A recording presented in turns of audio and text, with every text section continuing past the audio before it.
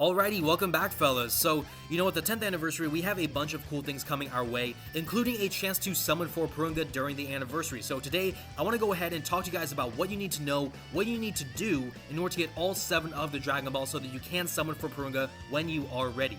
Hopefully you guys enjoy the vid. If you do, drop a like, subscribe to the channel, comment down below your thoughts. Let's go ahead and get into this. So, of course, we have our handy dandy resource right here, Dokkan info. They have a nice mission section right here, including a tab specifically for the Purunga Dragon Balls for the anniversary. So we go ahead, pull this tab up, and this has all of the information that you will need to know. So the first thing worth pointing out is that we only have one set for the anniversary, so only one chance to summon for Purunga, only one set of the 7 Dragon Balls. So bear that in mind, of course. Also right here, we see not only what you need to do for all 7 of the Dragon Balls, we see when you can get all 7 of the Dragon Balls as well. So they are deciding to kind of split this up, so the first 3 Dragon Balls you can get basically since a few days ago when the anniversary started, right? So these 3 are for part 1 basically and beyond. The 4-star and the 5-star Dragon Ball, you have to wait till we get to part 2 of the anniversary basically before you can go ahead and get these 2 Dragon Balls.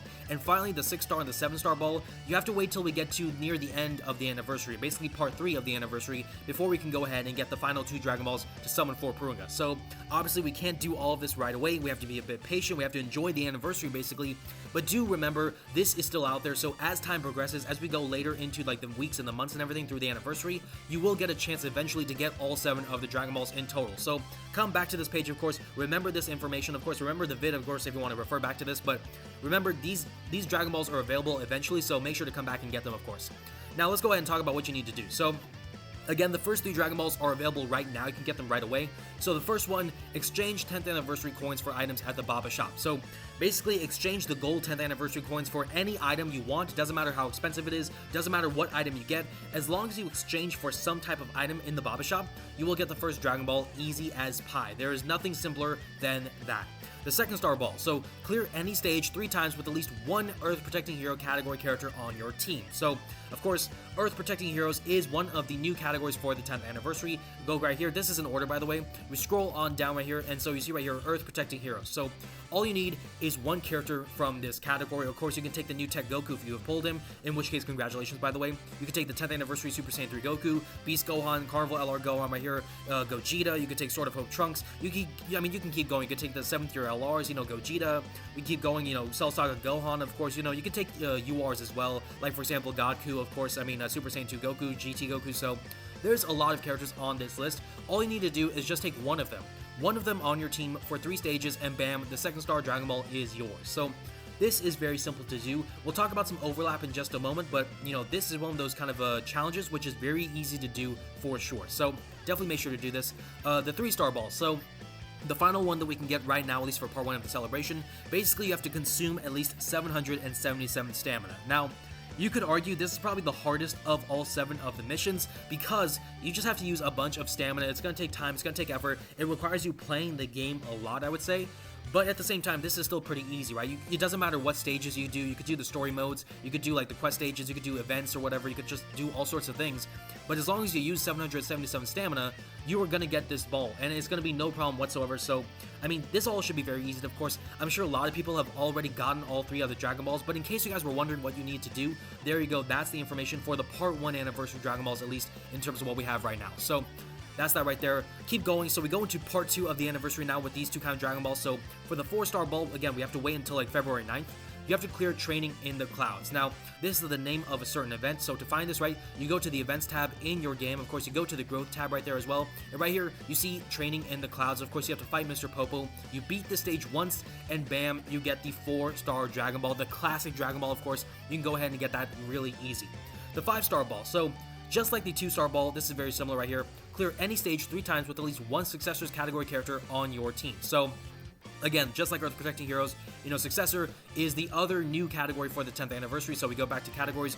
Right here, by the way, is Successors, so we go ahead and look at that. Of course, we have Tech Goku / Tech Vegeta, Super Saiyan Blue Evolved Vegeta, Beerus, Corruptor Emerged Zamasu, Frieza, Namek Vegeta, Saiyan Saga Vegeta, Super Saiyan Blue Evolved Vegeta again here, Golden Frieza, Orange Piccolo, Demon King Piccolo. There's a bunch of options right here. Of course, Super Saiyan 2 Vegeta, Champa, who's a free-to-play character, by the way, Topo, all sorts of options, King Vegeta. So basically, all you need is 1 of these characters, and you are golden. And, the cool thing about this is you can get all sorts of characters. We're going to be getting some free-to-play characters, you know, as the anniversary progresses, and they should cover these sorts of categories. So you could definitely use that to your advantage, but this should be very easy to do. I'm sure everyone has some sort of character who fits into this category and this category as well to get both of these Dragon Balls acquired. So yeah, definitely make sure to do this.